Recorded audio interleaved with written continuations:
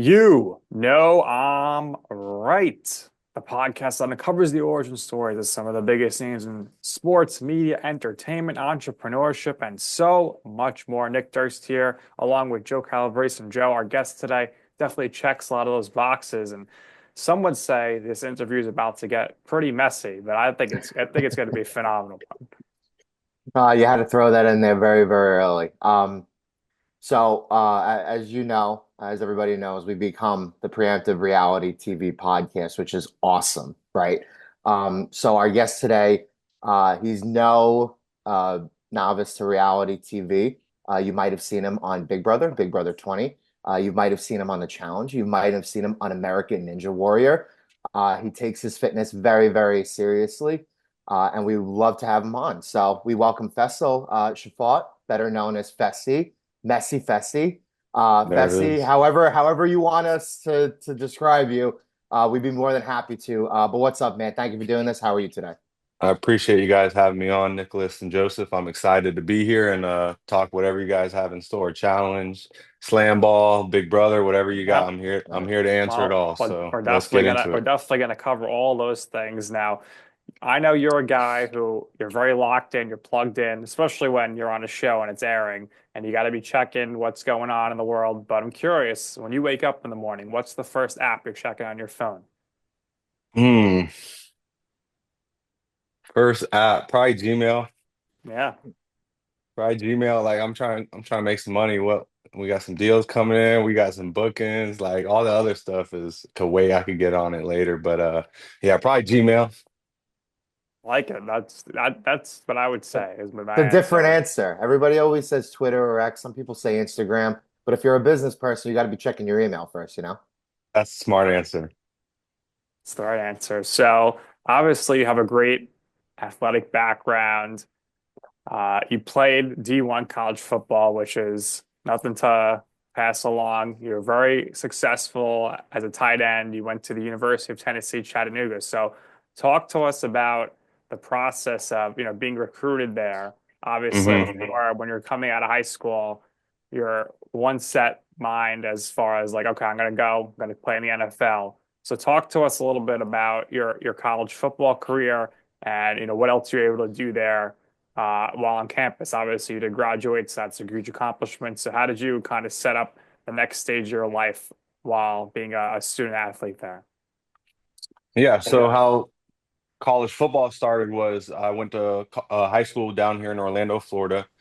So actually, when Chattanooga came to visit, when they were recruiting me, my coach said that Chattanooga was there, and I had never heard of Chattanooga, didn't even know it was in Tennessee. Like that's how far off the grid I was. Um, but they offered full scholarships, so I ended up taking that one. And at first, I didn't even really know if I wanted to be in Chattanooga because they ended up redshirting me my freshman year. So I thought, I'm going to Chattanooga. It's D1 AA FCS, so it's a Hmm. smaller D1. I might play my freshman year. Like that's kind of why I went there. And then so when they redshirted me, I was kind of shocked. Like, damn, I thought, not even if I'm not the starting tight end, I was definitely the second best tight end to where I could give them minutes and Right. contribute in two tight end sets. So, anyways, I ended up after that starting all 4 years.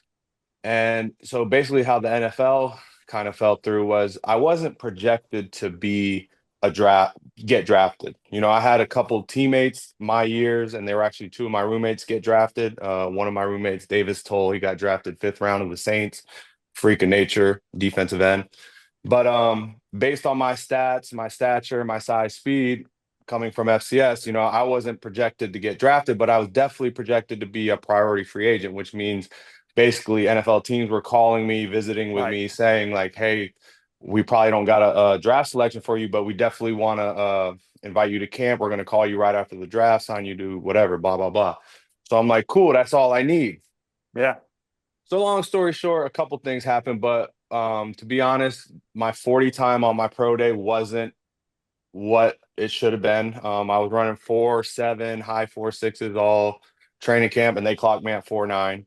So, I'm not a blazer at 4.5, 4.6, but I'm not a 4.9 guy. I'm every bit of 4.7 guy.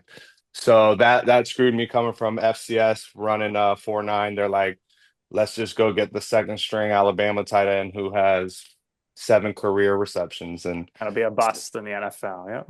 so, that's there was a couple other things, politically, from my perception, but that's kind of, my 40 time really could have helped me if I ran better. Yeah. Did you play any other sports in high school?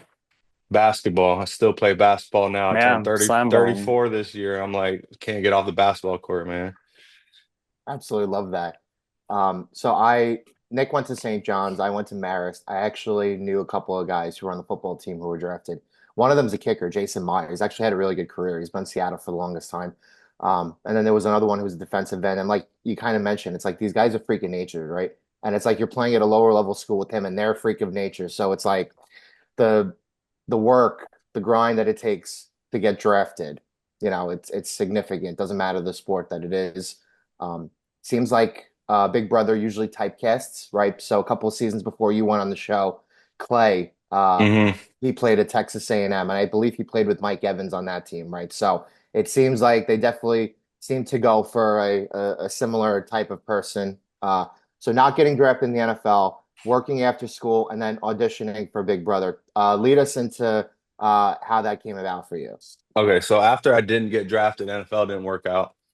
I had a degree in psychology, right? A bachelor's in science and psychology. But we all know, that you really can't do anything with that unless you get your master's, or you could maybe get an entry level job, if you're connected. But I was so focused on football, I wasn't Mm. doing any job orientations or whatever. So long story short, after college, moved back to Orlando, started taking like, I was started off, I was bouncing, then I started bartending, I was substitute teaching, I was just doing as many things as I could in the workforce. I was 23. This is my first time getting a real job outside college. I was just trying to make some money because I knew my degree wasn't gonna make what I wanted. I was making more money bartending, bouncing, Hmm. stuff like that. So while I was doing this, I was still actively like, man, in the prime of my life athletically. I'm playing basketball every day, dunking on people. Like people are like, yo, do you play professional? I'm like, nah, man. Like I'm like, I gotta do something. So that's when I started Googling, like it was actually, sorry, let me take you back. When I was substitute teaching. So the reason I started substitute teaching was because the flexibility, you could get your foot in the door in the Orange County public schools, but and still make some money. And if I wanted to go full-time teacher, I could, but I could still do my other thing because you're not making no money teaching, right? But I still wanted to build some connections. So it's pretty much glorified babysitting is what I'm trying to say, substitute teaching. So I would sit there on my phone and watch Ninja Warriors, where what I'm getting at. So I'm watching Ninja Warrior and I'm like, man, I could do this shit. And I know everybody says, oh, I could sit at home eating their popcorn. Man, I would have done better. But like, I grew up down here in Florida and I've always been like a wild boy. Like I didn't play video games. I was outside climbing trees, doing backflips into the lake, like tying a rope behind the dirt bike and towing you with the skateboard. Like that's the stuff we were doing. So long story short, send the audition tape into Ninja Warrior, get on Ninja Warrior, go to the quarterfinals. My run wasn't shown. I didn't even get on the episode, but it was a cool experience. I got to go out there, compete. And that sparked my interest in seeing what else was out there. So I Googled reality TV applications. Survivor popped up, applied to Survivor.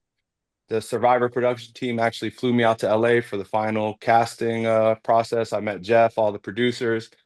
And then last minute, they were like, "Man, we love you, but you don't fit the theme this season.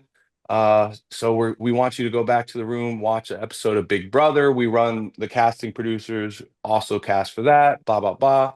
So that's essentially how I got on Big Brother through Survivor. Now, were you familiar with Big Brother beforehand, or that was the first time you were really exposed to it? The only thing I remember about Big Brother is like maybe as a kid when you were scrolling through, the first couple Yeah, channels, you would see it and it'd be like they would be the aerial shot of like the house or whatever. But I had no idea what the premise of the show yeah, was, that there was like, such a big fan base for. I had no idea what it was. yeah. So, how did you prepare going into your season? Did you So I, watch old wa- episodes? I watched one season, right? But I really wasn't prepared for the amount of, I guess, the political side about it, the telephone game and doing all that. I Yeah, knew going in there as such a big physical threat. And obviously, the games are all carnival games, right? You're not putting your hands on anybody, you're all in your individual lanes playing the game, right? but I was still going to excel because, I'm a gamer, like in a sense, I got great hand-eye coordination. I could think on the fly, stuff like that.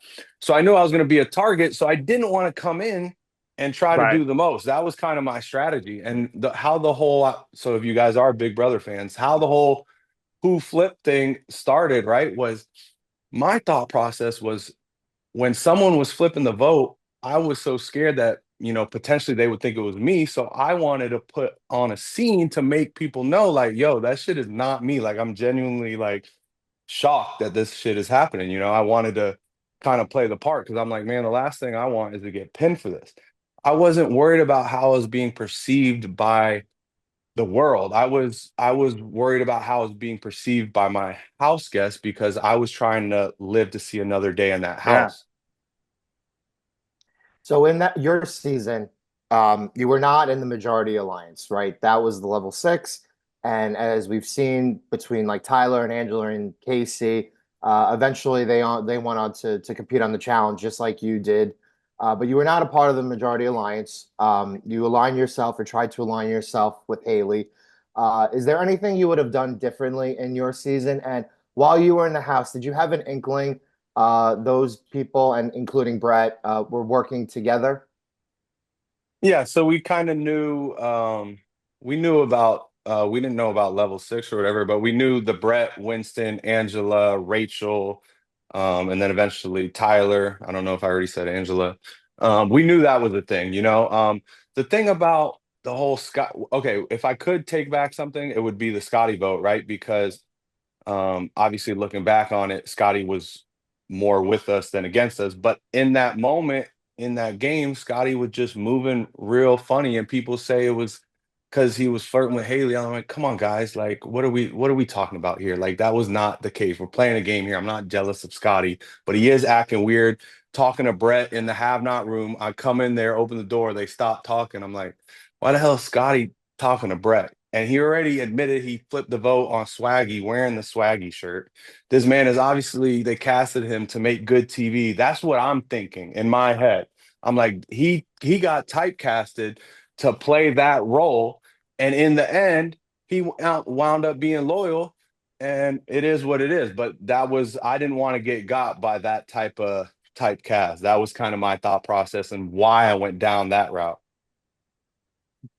Makes sense. So, since you exited Big Brother, have you watched any of the seasons? Have you made any friends with anybody who was on seasons after you? So it's funny, after I got off my season, I never went back and watched my season because it's recorded Yeah. live, right? Not like the challenge we go film and we're home when it airs, but never went back and watched it because I'm like I'm not reliving that shit, right? That shit show. But I haven't really watched, man, to be honest. I keep up with the show online just because Yeah. I follow everybody, like a lot of the house guests and a lot of fans that are in tune with the show. So naturally that shit pops up on my timeline. So that's kind of how I keep up. I know who wins, I know who's Yeah. getting talked about, I know that stuff, but I can't watch. It's too, I don't Traumatic. know. No. No, no, no, no, not traumatic. It's too, what do you call it? Like that, like the typecast type stuff to where Yeah. like even in the interviews, it's like so I don't know. It's like I don't know. It's Yeah. it's I don't want to badmouth Big Brother because it it was an amazing experience for me. Even though it wasn't my cup of tea per se, it still Right. was a blessing and a great opportunity. So, but it's really not my type of show, is what I'm trying to get at. That's why I haven't really been in tune with it as much. Sure. Yeah. I mean, definitely the challenge more suited for you. And from your season of Big Brother, whether it was through USA or MTV, six of you ended up on the challenge, which is kind of crazy. Is there anybody that you know of in the Big Brother verse that you're kind of surprised never made an appearance on the challenge? I mean, I was thinking about it the other day. I've always said Scotty just because he's kind of quirky and weirdly, surprisingly athletic at a lot of the stuff that like, all the stuff we're harnessed at, hanging, Right. swinging. Scotty would be amazing at that stuff and he's smart, but I've said that a million times. What I was thinking about the other day is it's kind of crazy that Brett and Winston never got a shot, because they were part of Level Six. They were very popular during their show, and they're fitness guys. And I think that just has to do with um, when you're casting. I'm not the one to say this, but from my um what I think it is, when you're casting, you have to cast diversity, and Yeah. they already have a lot of white males on the show. So like it was Brett and Winston were in a tough situation getting casted. It kind of helped that me and Kaycee had a little diversity in our background. So I will say that. So it does suck that Brett and Winston didn't get a chance to go on there because that would have been kind of cool. But I mean, it is what it is, I guess. Yeah. So talk to us about when you find out they're going to have you on the challenge. Now, were you a fan of the show? You were familiar with it? And how excited were you to go on the show and compete? So I had never watched the show. I had heard about it. I wasn't a big TV guy growing up. Like I said, I was outside playing manhunt, Yep. skateboard, and doing stuff like that. But my sister actually was a huge challenge fan. Um, my sister's like 4 years younger than me, so she was a huge challenge fan. And when she heard I was going on Big Brother, she was the one who told me, she was like, man, that's crazy. If you go on Big Brother, they just put people from Big Brother on the challenge last season. I think talking about Paulie and Natalie. Yeah. So that's what kind of sparked my idea of like, damn, if I go on Big Brother and get this opportunity, I could also, use this as a stepping stone to get onto the challenge. So my thought process of going on to Big Brother was like, man, just make jury, just make jury, just make jury, like get some screen time. You don't want to be first out and then, now you don't really get no airtime, show no personality, whatever. So yeah, that's kind of how it happened. So, would you have been a challenge champ if not for Kaycee costing you in the double agents final? Because it seems like in your time in Big Brother and your time in the challenge, ironically enough, Casey's always kind of in this adversarial role to you, right? Kind of in your way, preventing you from actually winning these shows, even though you're good enough to win these shows, Despite right? the fact that they're allies. Yeah. Right. Yeah, I never really looked at it like that. There's always got to be one winner. It's Yeah. it's only one winner. The way I look at it is really hard to get to the end, right? Everybody always says that, but at the end, it's very hard to win because like I've talked to Darrell a bunch of times because every time Darrell comes on a season, I'm like, man, 4 in a row, man, that's impressive. He's like, man, he always downplays it. He's like, man, that was back in the day. Like them shits are not the same anymore. Like Yeah. It that was was all team events too back then. Multiple people. Yeah, that we'll get into that. Like that's something for another story. But what I'm talking about is Darrell said he was like, man, it used to be start to finish, meaning TJ would blow the horn, and Yep. whoever crosses the finish line, first Pure wins. race. Pure And that race. and I've never been a part of one of those because nowadays the finals are all checkpoints, and it's kind of like after one checkpoint they're stopping your time, then you're sitting there by the SUVs waiting for everybody to finish eating Snicker Yeah. bars. Then you get an SUV, go up the hill to the next checkpoint, and then they're like, all right, you guys got 30-second wait here. And it's and at the end they're like, all right, we're gonna tally it up and you win.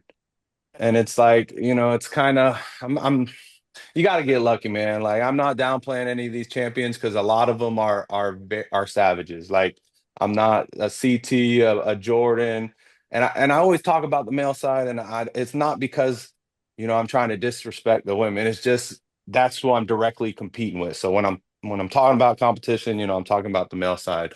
But yeah. All right, well, let's talk about the ladies' side now. The ladies loving you on the challenge. No surprise. Well, how did it feel like, being big man on campus and having all the lovely ladies interested in Fessy? Something you're Uh, used to? to be honest, I think how all that really happened was when I got on the challenge, I was like I try to tell people, I am kind of an introvert. Like in a large crowd, I'm not the loudest one in the room. If it's me and you talking and you're asking me about myself, yeah, I could talk all day long. But I think me keeping to myself kind of maybe sparked interest for some of these women, just because when we get on these shows, everybody's super excited the first night, and I could see, Hmm. I just sit back. I love the people watch, and I could just see, the drinks start flowing. Everybody's trying to go for the kill night one. I'm like, these guys are trying to, like, claim their prize already, and I'm like, man, that's not. It's a cat and mouse game, man. Have you not seen Tom and Jerry? But yeah, that's what I got to say about that. I mean, that's kind of, I keep to myself, and I guess it does help when I do win a lot of dailies throughout the season. Everybody makes fun of me for never winning the final, but when you're winning back-to-back dailies and six in a season, you're sitting pretty a lot of this season, like, because that game gets stressful in there. Like, you don't know who's gonna win, and the person you're not cool with wins that night. You're going out, you're stressed, and like, damn, they're gonna vote me in. But when you're winning, you get to enjoy the show a little more, because you get safety. Sure. So talk to us, peel the curtain back a little here. How far away typically are the challenges from the house? And then the same thing, obviously, the final is very far, or could be somewhere else. And talk to us about, the downtime while you're waiting along for those challenges and also the eliminations. Because to me, I think one of the most torturous things would have to be standing there watching the elimination for like 2 hours. That would kill my back. But talk to us about that. So most challenge bus rides, I would say, average between 45 minutes and an hour. Some can be 2 hours, 3 hours, depending on traffic. Those ones suck because the challenge is already an all-day event, unless it's a really quick one, and the shoot location is very close by. They're getting us up on challenge shoot days up, 7 a.m., 6 a.m., and we're out the door by 8, 9 a.m. Sometimes even earlier if it's far away. And then we don't get back usually till around 4 or 5 p.m. And then the whoever wins has about, an hour or not even a shower, go tell, who they're gonna vote in. It's a clusterfuck once you get back. But the worst part is definitely the downtime, because like when we go to shoot locations, and even in eliminations, like sometimes, like we've been blessed the past couple seasons to where the elimination grounds have been very close to the house, and that's nice to know, like, because there's a lot of waiting around for elimination. Like, they tell us, get okay, when we're in the house, you got an hour for elimination. Okay, we got to read the rules. Then we read the rules, and then we're supposed to get on the bus and go, right away. But then they're still setting up, so they're like, all right, guys, we're still on standby. So then we wait around in the house, all anxious in all our challenge gear, like everybody waiting to get on the bus. Then we get on the bus, drive. Then before we go into the elimination grounds, we're sitting on the bus for what feels like over an hour sometimes. Like, I would say on average, it's about an hour. If it's less than an hour, we're thankful. Then we go wait behind the elimination grounds in a single file line to wait to go do the shoot. That's about another 30 minutes, 45 minutes. Then we get on stage, and before they even compete, it's another hour, 2 hours. Oh, So it's the geez. and then when the loser, like, say you lose in a hall brawl and you're all like fucked up and you're like ready to go to the ER, you still got to come back and sit Interview. there, not only interview, but sit there for the shot like 2 hours while they're adjusting the cameras to tell, so TJ could tell you you're a loser. You know what I mean? Like, It's a significant portion of your day between the travel and setting up everything for production. In the event that you need to take care of, some personal business, how does that work? Do you guys just kind of figure out a way to go off to the side if there's like a wooded area, if there's Also, the like bathroom. so they do have on they have porta potties or something? on elimination sets and challenge sets, they do have nice mobile portable Nice. Okay. luxury porta potties. There So you go. that is a blessing. There used to be just like some countries, I remember, I believe it was like Czech Republic, like it was just a standard construction porta potty like when we were there. And I'm like, damn, but they got the luxury ones now. But most of the guys, when we're standing around, it's always wooded areas. We just go, and even the ladies, like when you gotta go. Especially in the final, it's Yeah. no rules in the final. Everybody peeing everywhere. You saw Kylan on 40 peeing on the sign. Time to go. What Uh, are you gonna do? So you've come on the show, you made an impact. You keep ending up it seems with some partners that don't necessarily work out for you. I think you do better in a solo game. So talk to us about how you feel about, seasons with partners, seasons when you're solo versus if they ever brought back like a full team game like they used to do 15 years ago. I mean, I'm okay with a partner setup, especially having a partner like Amber in a setup like Yeah. this. But I just think it's funny how like I'm seeing fans online, they're trying to say like, oh, I think it's fucked up. You guys, Ashley Mitchell comes back after years of taking a break, and then you're gonna partner with Anissa. Like, why would you do that to her? And it's like when I was partnered with Anissa and we were winning dailies and I was trying to do my own thing the whole time, respecting Anissa, giving her flowers in interview, not yelling at Anissa like I've seen some people do. I never yelled at Anissa. Fans were saying, Fessy, you got to be a better partner and this and that. So now that I have Amber and I'm in a great situation, I don't want to hear shit from anybody, basically, is what I'm trying to say. Right. I mean, the key is if you're on the challenge, always pick your rivals wisely because you can always end up getting a good partner. I mean, Hmm. the first rivals when they had Wes and CT as partners. I mean, everybody knew they were going to win coast to coast. So always be careful with who you make rivals with. But you also have ride or dies. So I'm still confused here. Did you know Mariah before ride or dies? Did you meet her there? Who would be your ride or die partner now if you had to pick somebody? Well, if they would have done same sex pairs, I could have brought my brother, man. Oh, that'd be nice. My brother's half inch taller than me, 22 years old. He would have Oof, been a menace. domination. He Right. would have been a menace on there. But how the Mariah thing happened was when production called us and they told us, "Hey, do you have a significant other, close family member, or close friend, opposite sex?" And I'm thinking my options are, I don't have a girlfriend, and the girl I was kind of interested in that time, I wasn't about to bring a that type of girl on the Oh show. yeah. Like that would have been a recipe for disaster, right? And I wasn't about to bring my sister because somebody's no, that's just I'm gonna slap somebody and get kicked off the show again if I would have done that. So me and Mariah had hung out a couple times and we kind of knew like, all right, we're just friends. And Hmm. it kind of ended to where like we were cool with it, like, all right, you go this way, I go that way, and we still kept in touch. But we weren't really, I didn't know her that well. We only hung out a couple times and we were cordial. Yeah. But because she was in good shape, she already had a large following, she was already like in the public eye somewhat. I thought, okay, this is the perfect girl. She already knows the system. But come to find out, I think what she found out is the reality TV world is a whole different fan base, man. They'll tear you apart. Oh So yeah. I don't know if she was ready for that or if she liked that part about it, but it's definitely a lot different than just being an influencer, because people are watching you on television as well every day.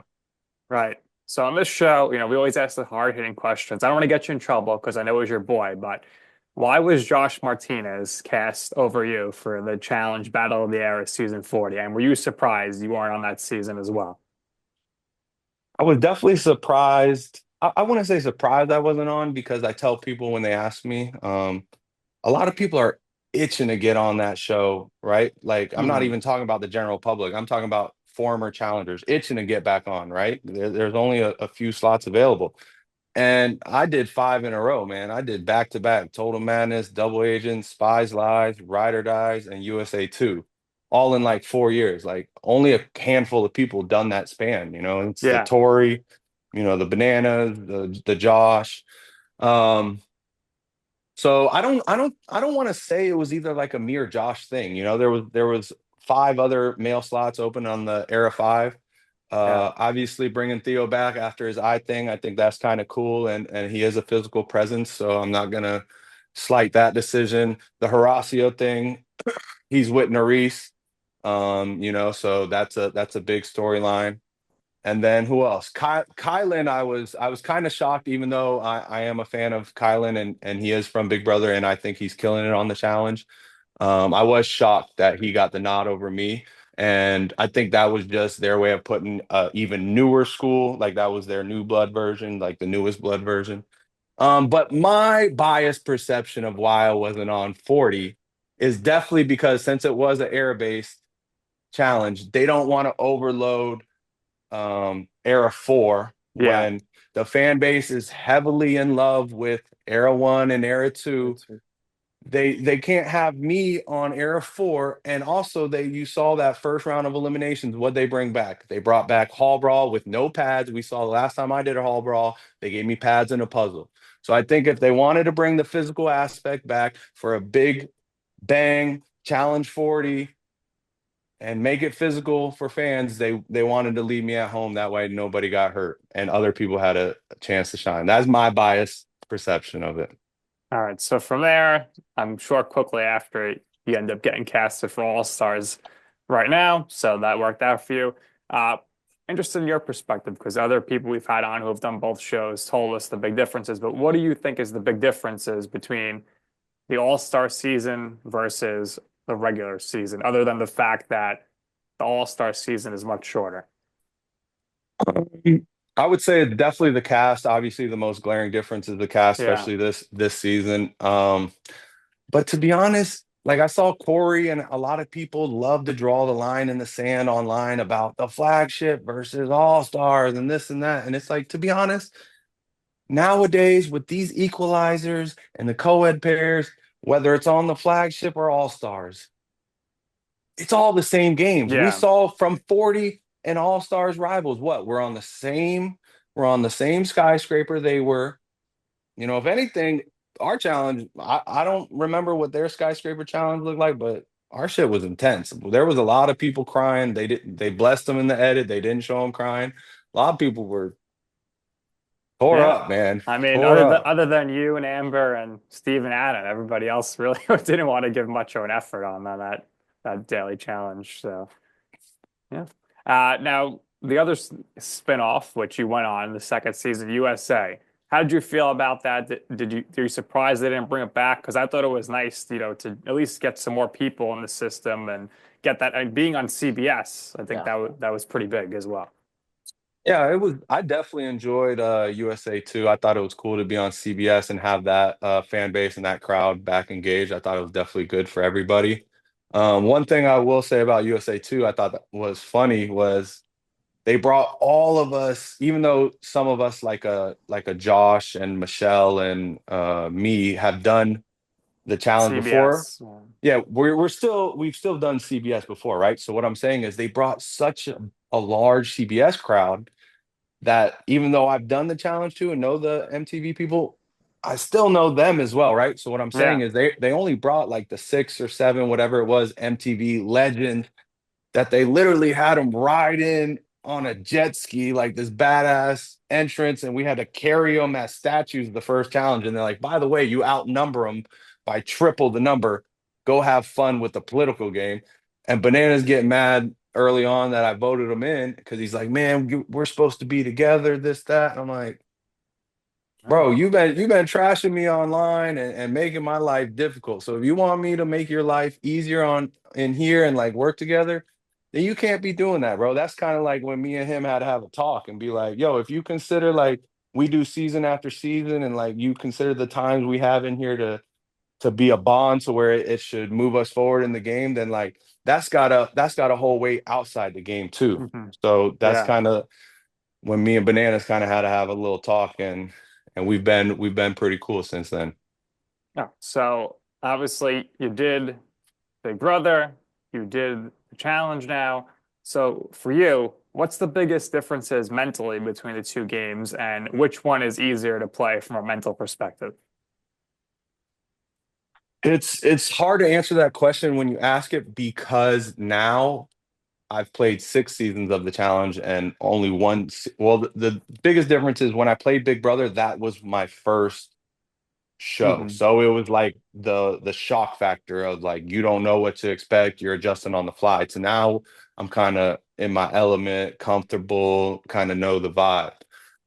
But as far as harder to play,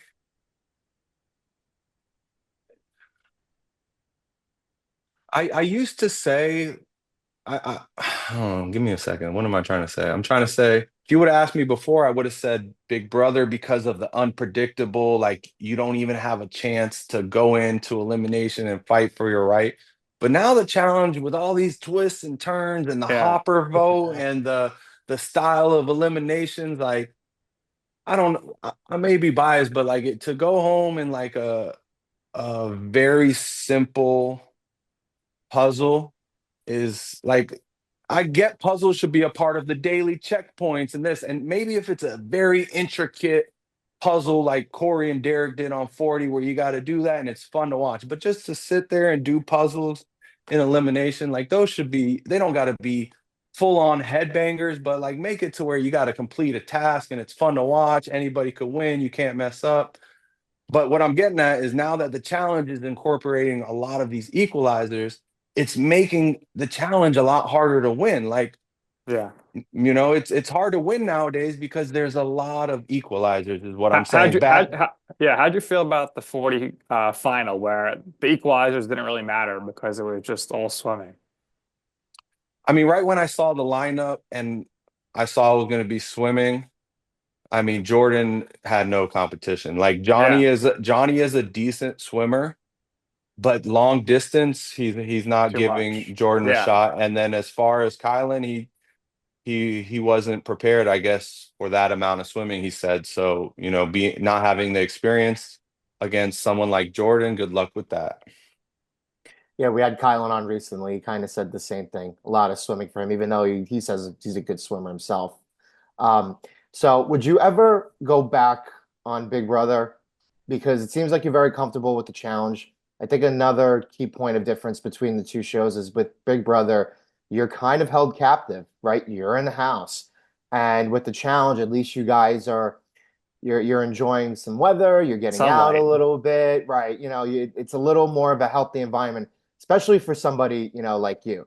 But if you were ever approached to go back on, whether it would be, just a normal season, they wanted to bring back a couple of, really well-liked athletic people who they think would do well, or whether it's an all-star seasons, would you consider it? Yeah, I would always consider it if the money was right, like I got bills to pay now. Like I saw I think it was Janelle, she tweeted something the other day. She's like, reality TV at this point is an expensive hobby. And it's like it's true. Once you've done a couple seasons and you try to network and grow and do things, it costs money. So, time is money. So I would definitely love to get another shot at Big Brother, but I love the challenge and I think it's definitely better suited for me. Yeah. But one thing I want to say before I forgot, before you asked that question, we were talking about swimming. And I know Kylan did say he's a good swimmer, and there are a lot of people on the challenge that come into the season and are good swimmers.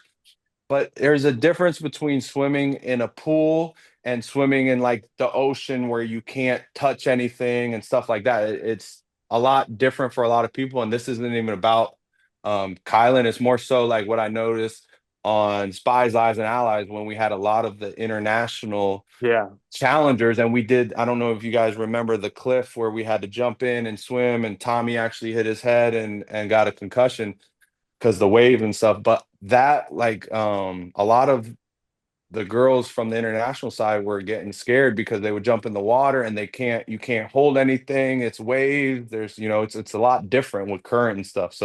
So basically what I'm trying to say at home, if you're thinking that, oh, I'm a good swimmer and like, oh, I would have done better than Kylan, just because you're a good swimmer in the swimming pool don't mean you're a good swimmer in the middle of the ocean for hours on end, is what I'm trying to say. It's different. Really, really good point. See, Nick, we just can't go to the college and go do laps in the pool. It's very, very different. Uh, so we said Messy Fessy before. That's one of your nickname that you go by. When did you really first get that nickname, right? Because I imagine family has always called you Fessy, right? Do you remember the origins of when the first time somebody called you Messy Fessy? Was it on reality TV or was it before that? Yeah, it was on probably after Double Agents or something when I was just doing whatever the hell I wanted. Like the crazy part is now what I'm seeing the fan base talk about the most is, oh, this person's boring. Don't cast this person. We want good TV. Then you give him good TV and they're like, oh, he's too messy. What is he Yes. doing? This, that. Like, make up your damn mind. Y'all don't even know what the fuck you want. Shut up. Fair enough. So talk to us about the challenge of being on the challenge during Ramadan, because you did it a few years ago. Yeah, it was definitely it's definitely tough. The hardest part is the no water part because a lot of people don't know. It's like, so for those who don't know, it's around 30 days once a year, sun up to sundown. So, from 5, 6 a.m. whenever the sun comes up to around 6, 7, 8 when the sun comes down. So around, I don't know, 15 hours, whatever it is, nothing, you can't consume anything, no water, liquids, food, nothing, right? So the food thing is not a problem, Yeah, you get a little hungry, whatever, but in a couple out, by the time you get hungry, 2, 3 p.m., a couple hours you can eat, and it's way more satisfying because you're like you break it Yeah. with a date, something sweet, something simple. But it's the water thing. And a lot of the other challengers, they're like, man, are you gonna be okay? Are you gonna be okay? And it's like a lot of the dailies, we're not even running a lot, or it's not a super hard endurance. But on USA 2, the first daily, I don't know if you guys remember, it was that team one where we had to carry the journey on the gurney on the, what is it called? The gurney? You Yeah. know what I'm talking about? Yeah. Yep. We had to carry the statue on the gurney or whatever. That was intense. And then carry the statue up the hill. And I did that while fasting. When we finished that, I was throwing up, just dry heaving, just because like the acid reflex of not having no liquid or hydration. It was just, but it really, it's more of a mental thing. It's not like, it's just pushing your that instant gratification you get from just snacking all day long. Like you don't really need to. You could take a break. That's my question. The hydration was that a problem multiple times that season? No, no, because the thing people don't know is like you hydrate the day before. So like if you have a big run tomorrow or a basketball game, you really should be hydrating, drinking gallons of water, preparing days before that, right? So on upon nightfall when the sun's down and I could drink water again, I'm drinking water all throughout the night. So it's really just that the inconvenience factor of maybe it would be a factor if I was fasting and we were in during Vietnam in the blistering sun and we were running a final miles and miles and miles. Yes, then it would have been a factor for sure. But we didn't see it get to Yeah. that point is what I'm saying. Well, it seems like most of the settings for this show tend to be more so in a warmer climate. Would you agree with that? And how do you think, no, do you think it's cold? It seems like a lot of the challenges, the actual challenges, seems like blistering heat. Maybe of recently, but my let me take you back. My first season, Total Madness, Czech Republic, Austria. I don't know if you guys remember that final Bananas and Jenny one. That was 8 feet of snow. That it was Well, the so final, cold. yeah, up the mountain, yeah, but Yeah, but even the season Czech Republic, it was so cold that on the elimination, I think it was called purgatory. If we all stand, on a platform riser, and it would rain the day before, and there would be a puddle like on the platform, and it would freeze. So wow, it was so cold that in between breaks, I mentioned that we had long waiting around times in elimination that we had to be in line for the shot. When they would say break, we would all run to the fires that like they had trash cans set on fire or whatever, like to warm for up. warmth, and we would all be there. That's how cold it was. Second season was Iceland, cold as Czech Republic, if not colder, and we're getting in the water. You got Michi Yeah. having hypothermia. I'm having to drag him out the water as Anise and I are still winning that daily. Come on now. All right, all right. So you have other interests, right? We've covered a lot of the challenge stuff. Want to talk about celebrity boxing? I mentioned before you're a fitness enthusiast, you've always been interested in wellness. So talk about celebrity boxing and your fitness trainer careers. So as far as fitness training, I used to train when I was done playing college football. I would train kids, speed agility drills, L drill, change of direction, stuff like that, hand-eye coordination. But that was, a decade ago. So I really just am in the gym every day and I post fitness content, but I'm not a fitness trainer at the moment. But as far as the celebrity boxing goes, a couple of us got reached out, a couple years ago by a promoter and they were going to put on the event. They were going to pay us pretty well. And it was like me, Josh, Kaycee, and we were going to fight some people from Big Brother Canada. But when they initially reached out, we were getting ready to go film Spies, Lies, and Allies in Croatia. So we were about to go get paid by MTV. Like that was our main priority. We're not even really thinking of this boxing event. So when we come back, they said it's a go, this, that. And I got the dude who I'm fighting who won Big Brother Canada, John Party. I don't know how he got my phone number, but he's text messaging me videos of him shadow boxing and then him going like this to the camera. And this is like the first thing I get home to after I get home filming Spies, Lies, Allies. And if you guys remember, I got kicked off for mushing Josh in the face. So my time got cut short. So I get back, get my phone turned back on. He's sending me these videos and he's sending me like YouTube links of him and semi-pro fighting like on the hockey floor. So I'm like, oh man, this dude really thinks he's about to get me. So fast forward to the fight date, we all arrive in Dallas and it's for the fight event. And the promoter I mean, I guess it really wasn't a big deal, but he put everybody in the same hotel, like all the fighters. So we're all waiting in the lobby in the check-in line. Like this is how we're all meeting who we're fighting. Like, hey man, like he got his suitcase and we're all like in the check-in lobby. That's how we met each other. But I think when he met me, that's when he realized he was like, oh shit, like I'm about to get my ass whooped because I think he saw me on TV and they don't edit me the greatest. I kind of get the shit end of the stick. They make me look like a fuck boy, overly confident. I'm like, bro, I will really whoop your ass, bro. Like, I really do this. So I ended up getting him in 55 seconds, TKO. He weighed in at 278 pounds. I weighed in at 218 pounds and got him out of there in 55 seconds. So that was a cool experience. It was cool to do it with Josh, Kaycee, and have all the fans and my friends and family out there. So it was definitely a cool experience. I'm definitely trying to get back in the ring right now. I got a couple talks with a couple promoters in influencer boxing leagues right now, but it's a little watered down right now. I'm seeing everybody trying to do the influencer boxing, so I definitely want to keep my options open though. Fair enough. So, talk to us. We talked about your love of basketball your whole life. Now you're in the Slam League. So, talk to everybody about you had an interesting story about how you ended up getting the league and how much do you think your height plays into your advantage, or is it pretty much equal playing field as far as the height?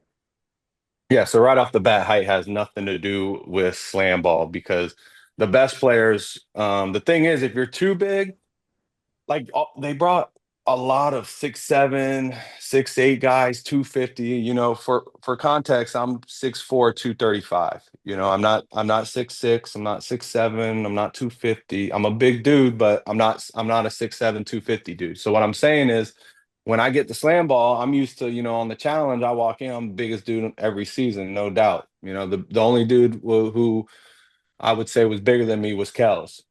He was definitely bigger than me. Kels is a big boy. But I get on the slam ball and I'm mediocre size, man. I'm not saying I'm a small guy, but I don't stick out on this court. There's definitely taller, bigger, stronger, athletic people. But what I'm trying to get at is those 6'7" guys, if they weren't athletic or couldn't find the rhythm or the bounce of the trampoline, then it didn't even matter being tall because they were irrelevant because they couldn't even master the trampoline, is what I'm saying. Yeah. Um, but how my journey started on slam ball was actually right when I got done with the Challenge USA 2 final. So what my routine is after I lose the final, I just go on vacation, get my mind off of it. So after every, season I come back, I try not to think about it. I'm like, damn, I would have had a millie by now, but you know, so after the Challenge USA 2 final, I come home and like a week or two after that, me and my girlfriend, we go to Puerto Rico for the week. So we're coming back to America. We're in the airport and I'm on my phone and I see one of my followers I follow from like just meeting playing basketball in one of the gyms. He's like a YouTuber or whatever. He posted that he got drafted by the Slam Ball League. So I click on and he tagged Slam Ball on Instagram. So I click on the Slam Ball Instagram. I see all the video. They're drafting people and the caliber of people they're drafting is like ex-college athletes and this and that. So I'm like, shoot, I got all my athletic videos still posted on my Instagram, and people always like all these hating ass fans are like, he's stuck in the past. I'm like, no, y'all idiots. This is my resume to get me booked on another athletic gig, in which I've done the past decade. Like, this is what I do. Like, I know y'all like to think like I'm overly confident, not as good as I say I am, but my confidence has led me to all these opportunities, what I'm saying. So I DM Slamball 3 words. I said, scoop me up, just because I didn't put no long ass paragraph, just because I thought they're already having the draft. Everybody's DMing. They're probably it was just like a little feeler, like put the bait out there, see what sticks. So right away they DM me, hi, this is Rob Wilson. I am the director of blah blah blah. He said, if I'll pay for my flight to get out to Vegas the day after the phone call, so tomorrow, that they'll give me a workout, put me in a hotel, give me stipend for meals. So I looked up flights, it was like a couple $100, got the first flight out the next day, and I ended up making the team, and I ended up leading the league in stops per game at the stopper position as one of the oldest players in the league. So it was definitely, and it was all shot on ESPN. So, and this is all while Challenge USA 2 is going on. So I'm on Challenge USA 2, and then people are like, what the hell is that Fessy on ESPN on Slam Ball? I'm like, you damn right. Interesting stuff. Well, it's worked out for you so far, and that's pretty fun.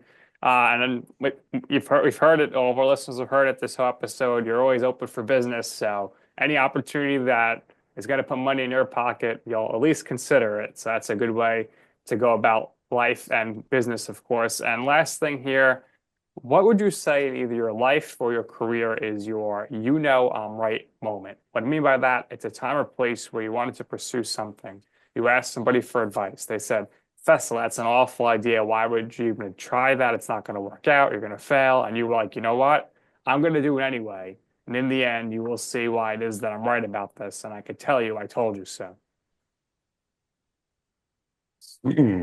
Damn. So you want my I'm right moment is basically what you're saying. Yes. And then you just explained it, right? Yep. I mean, it sucks because like my I'm right moment is definitely gonna be when I win the damn challenge, because people really think I'm incapable of winning it. But I would say my I'm right moment is like, I mean, I've been on TV now, I don't know, 6, 7 years now. Like I see, old family friends, at Thanksgiving, they're like, man, you still doing the TV thing, man? Like, yeah, it's still paying you well. You still like, yeah, man, I just, bought a house, paid off my car, bought a boat. Like, if you're smart with your money, you can make it work, and I think that's my, I'm right moment is like, I didn't after college and the NFL didn't work out. I didn't just go get, nothing wrong with a 9 to 5 job. Shit, 9 to 5 jobs consistent, but I kind of pursued my own little endeavors and bet on myself. And it's stressful at times. There's definitely slow times if the show don't call you, if slam ball taking, some time to get back up, you gotta make it work. But as long as you believe in yourself and you a hustler, shit, I feel like everything's gonna work out.